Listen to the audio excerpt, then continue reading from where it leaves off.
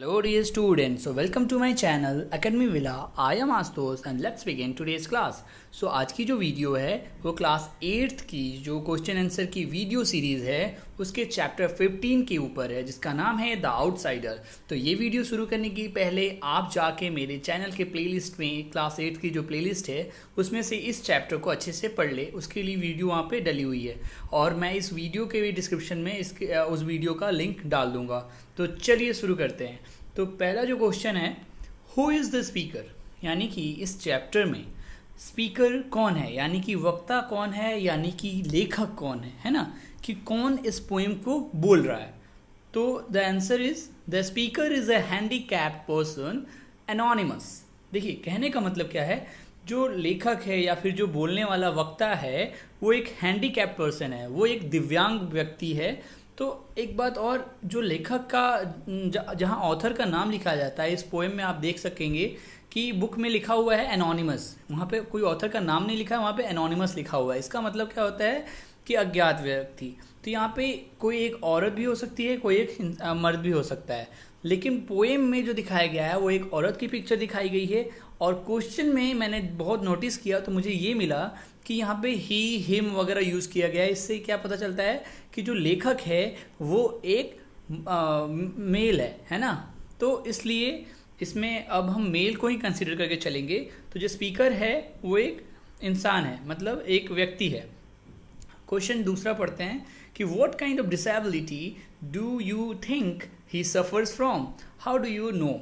मतलब किस तरीके की डिसेबिलिटी है, मतलब किस तरीके से अयोग्य है वो किसी कार्य को करने में, किस तरह से असक्षम है. तो वो देखते हैं इस चैप्टर में क्या है, वो आंसर आपको करना है. और साथ ही साथ हाउ डू यू नो, मतलब आपको कैसे पता चलता है. तो आंसर होगा कि he suffers from the incapability of his legs. देखिए पोएम में भी देखा होगा आपने, वो व्हील चेयर पर बैठी हुई है औरत. तो इससे पता चलता है कि he suffer from the incapability of his leg, यानी कि जो स्पीकर है वो अपने पैरों से असक्षम है, चलने में असमर्थ है. तो I know this as he is compelled to move with the help of a wheel chair.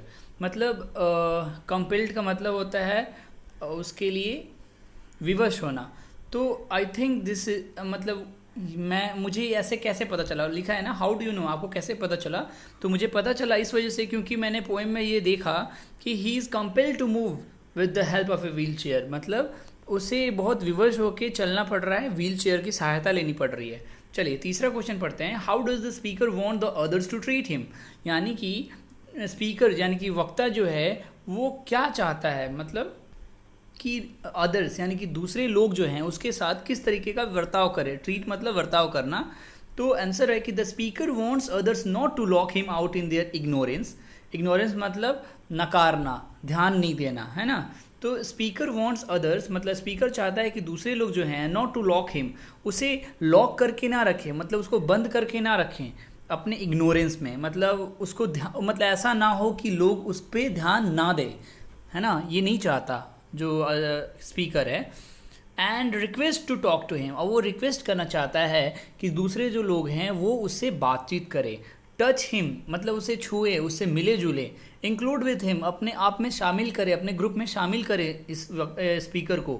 Hold his hand and to let him share the common life, यानी कि अब उसका हाथ थामे, है ना, जो स्पीकर है उसका हाथ थामे and to let him share the common life, और उसके साथ अपनी जो सामान्य जीवन है उसको उससे साझा करे. ठीक है, तो ये चाहता है स्पीकर. चौथा क्वेश्चन है how do normal people behave with the speaker. मतलब नॉर्मल जो सामान्य लोग हैं वो एक्चुअली बिहेव कैसे करते हैं, बर्ताव कैसे करते हैं स्पीकर के साथ. तो आंसर होगा कि normal people expect the speaker to sit idle and not to make a sound. देखिए एक्सपेक्ट मतलब अनुमान लगाना, और सिट आइडल मतलब बिल्कुल शांत बैठना, मतलब बिल्कुल कुछ ना करना. Not to make a sound मतलब जो सामान्य व्यक्ति है वो क्या चाहते हैं स्पीकर से कि वो बिल्कुल शांत बैठा रहे और कोई भी आवाज़ ना करे. They want him just to smile, वो चाहते हैं कि जो स्पीकर है वो बस मुस्कुराता रहे. And let the world go by with saintly patience without a sigh. Sigh मतलब आह भरना होता है, और विथ सेंटली पेशेंस मतलब साधु संत की तरह. सेंट मतलब साधु होता है, तो सेंटली पेशेंस मतलब साधु जिस तरीके से शांत रहते हैं, मतलब बिल्कुल काम रहते हैं, तो उसी तरीके से वो भी स्पीकर भी शांत रहे, ये लोग चाहते हैं, और बाकी के लोग, और चाहते हैं कि मतलब इन संसार जैसे चल रहा है उसे बस देखता रहे स्पीकर, है ना। तो ये नॉर्मल पीपल की धारणा है स्पीकर को लेकर, ठीक है। चलिए स्पीकर ध्यान दीजिएगा, मैं बार बार बोल रहा हूँ, ये लेखक के बारे में बोला जा रहा है जिसने इस पोइम को लिखा है। स्पीकर मतलब वक्ता, ठीक है। चलिए आगे ट्रू एंड फॉल्स है, अब देखते हैं। The speaker is unable to move his limbs, limbs मतलब हाथ पैर होते हैं। तो जो स्पीकर है वो अनेबल है, असमर्थ है अपने लिम्स को हिलाने डुलाने में। तो बिल्कुल सही बात है, ट्रू होगा। The speaker is mentally challenged, mentally challenge का मतलब होता है दिमाग से मतलब बीमार होना। मेंटली चैलेंज मतलब दिमाग से बीमार होना। द स्पीकर इज क्या, तो इसका मतलब है कि जो स्पीकर है, जो लेखक है, जो वक्ता है, क्या वो मेंटली चैलेंज्ड है? तो फॉल्स, ऐसा नहीं है। He can perform simple task, मतलब ये लिखा जा रहा है कि वो सिंपल जो कार्य हैं, साधारण कार्य हैं, वो कर सकता है, नहीं, false. He desires to be treated equally by others, desire का मतलब होता है इच्छा, चाह, और ट्रीटेड मतलब मैंने बताया था कि उसके साथ बर्ताव करना, ठीक है, उसके साथ कैसा व्यवहार किया जा रहा है, इक्वली बाय अदर्स मतलब क्या उसके साथ, अच्छा सॉरी, डिज़ायर्स है ना, ही डिज़ायर्स मतलब जो स्पीकर है उसकी चाह है, इच्छा है कि वो भी औरों की तरह ही ट्रीट किया जाए, बराबर का उसको भी मतलब उसको भी रिस्पेक्ट वगैरह मिले। तो ये भी ट्रू है, उसकी चाह तो यही थी, तो ट्रू होगा। चलिए आगे पढ़ते हैं। अब ट्रिक तो करेक्ट है, और साथ में एक चीज़ और है कि आपको रीज़न भी देना है कि आपने इसको टिक क्यों करा है ऐसे आंसर में।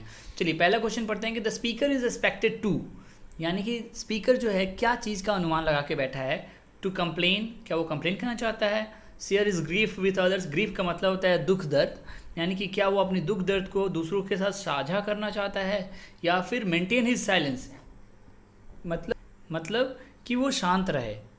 देखिए क्वेश्चन जो लिखा है स्पीकर इज एक्सपेक्टेड टू, यानी कि लोग क्या चाहते हैं कि स्पीकर किस तरीके से बर्ताव करे, है ना। मतलब तो आंसर होगा कि मेंटेन हिज साइलेंस, क्योंकि लोग यही चाहते हैं कि जो स्पीकर है, जो डिसेबल पर्सन है, वो चाहता है वो एकदम से शांत रहे, लोगों का ये मतलब सोचना है। तो रीज़न क्या है, others do not want him to share their life due to his disability, क्योंकि जो बाहर के लोग हैं, जो बाकी लोग हैं, वो क्या चाहते हैं, वो अपनी लाइफ को शेयर नहीं करना चाहते हैं क्योंकि वो डिसेबल है, क्योंकि वो दिव्यांग है, इस वजह से। चलिए दूसरा है कि the speaker is eager to, eager मतलब बहुत ही उत्सुक होना, व्याकुल होना। तो जो स्पीकर है, जो लेखक है, बहुत उत्सुक है किस बात के लिए, have someone to guide him, वो चाहता है कि कोई उसको गाइड करे।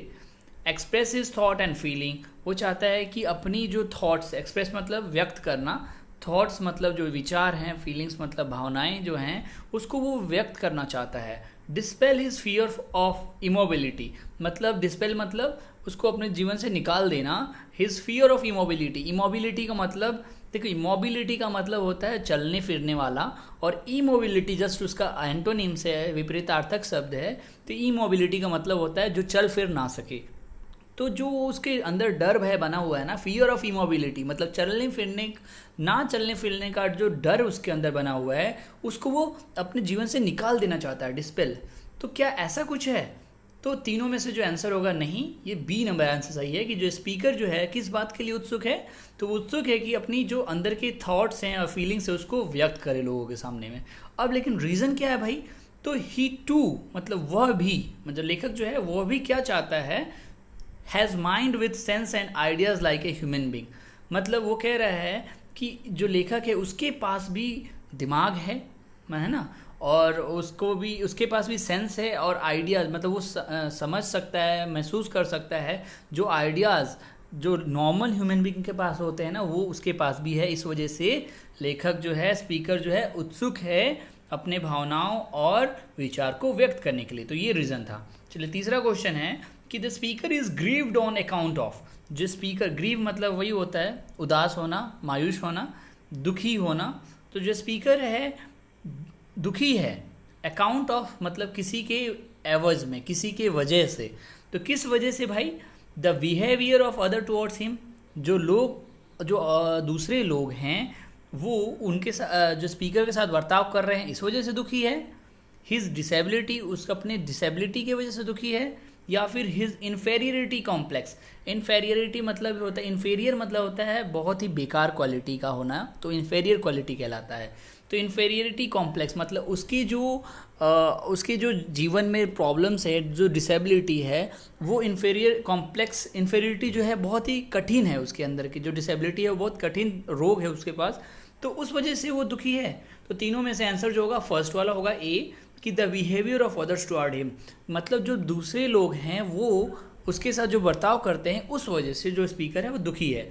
अब रीज़न क्या है कि other peoples are ignorant of his feelings, यानी कि जो दूसरे लोग हैं वो जो लेखक है, जो स्पीकर है, जो वक्ता है, उसकी फीलिंग्स को इग्नोर करते हैं। इग्नोरेंट मतलब ध्यान ना देना, है ना, नकार देना। तो इस तरीके से ये क्वेश्चन कंप्लीट होता है। अब आंसर द फॉलोइंग क्वेश्चन पे आते हैं। What kind of A life does the speaker lead मतलब जीना।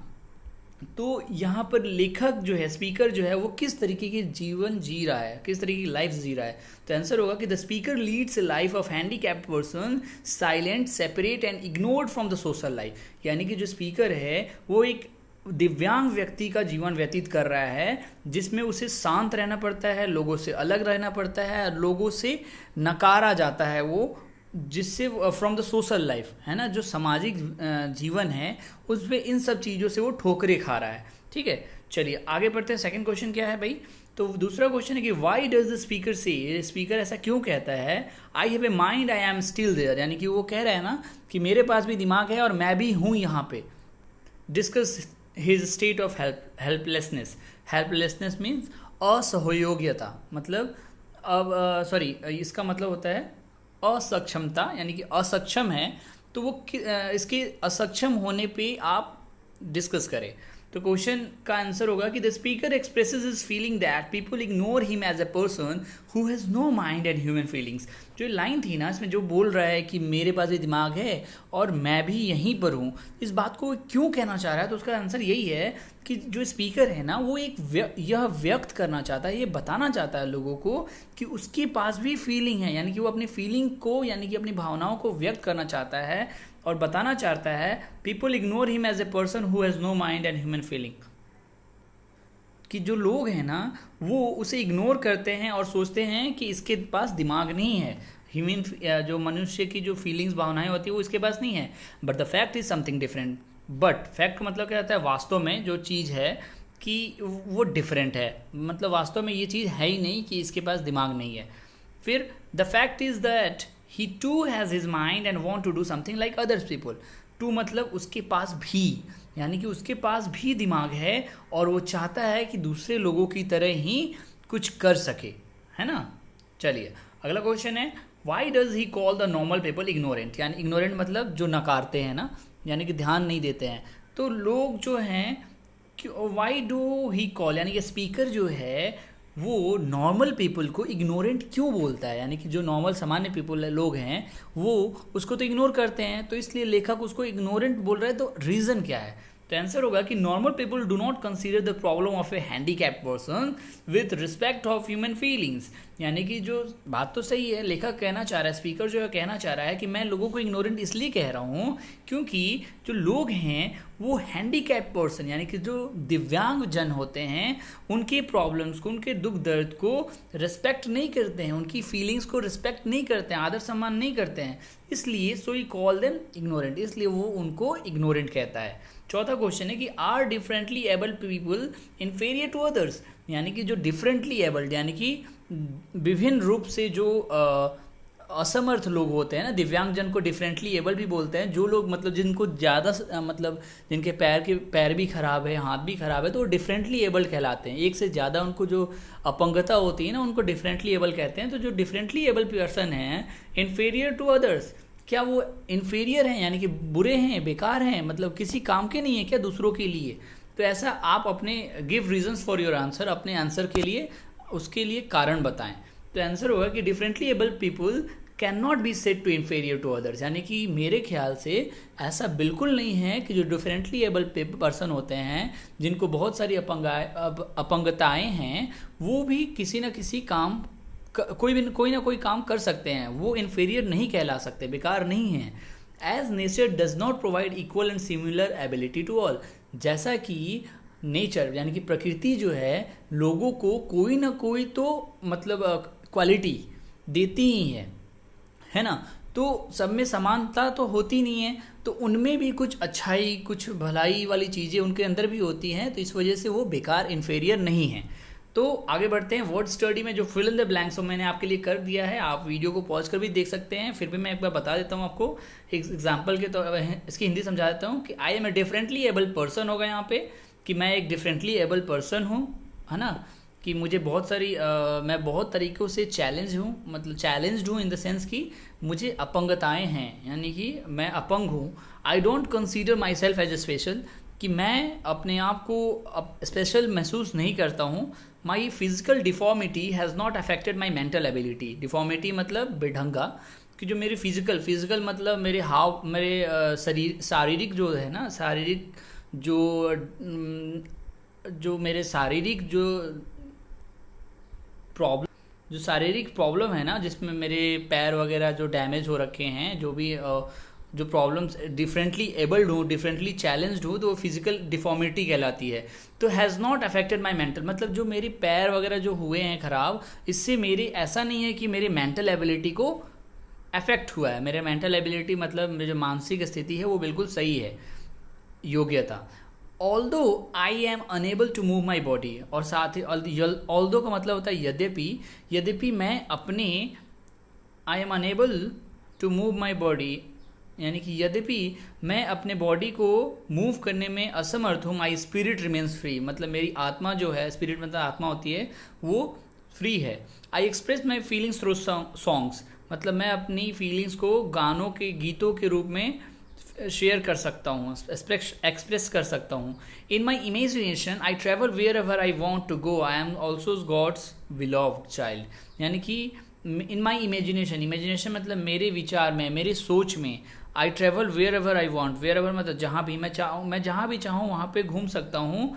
To go I am also God's beloved child, beloved मतलब प्यारा, मैं भी भगवान का प्यारा दुलारा बच्चा हूँ। तो इस तरीके से ये वीडियो अच्छा खासी लंबी चली गई थोड़ी, लेकिन मैंने अच्छे से आपको समझाया है। इसमें आशा करता हूँ आपको ये वीडियो अच्छी लगी होगी, और ऐसी वीडियोस आपके लिए बना के लाते रहूँगा आपके लिए। और मेरी वीडियोस को ज़्यादा से ज़्यादा शेयर करें, सब्सक्राइब करने के लिए बोले दूसरों से, अपने दोस्तों तक ज़्यादा से ज़्यादा पहुँचाएँ इसे। और तब तक के लिए मैं इस वीडियो से विदा लेता हूँ। Thank you so much.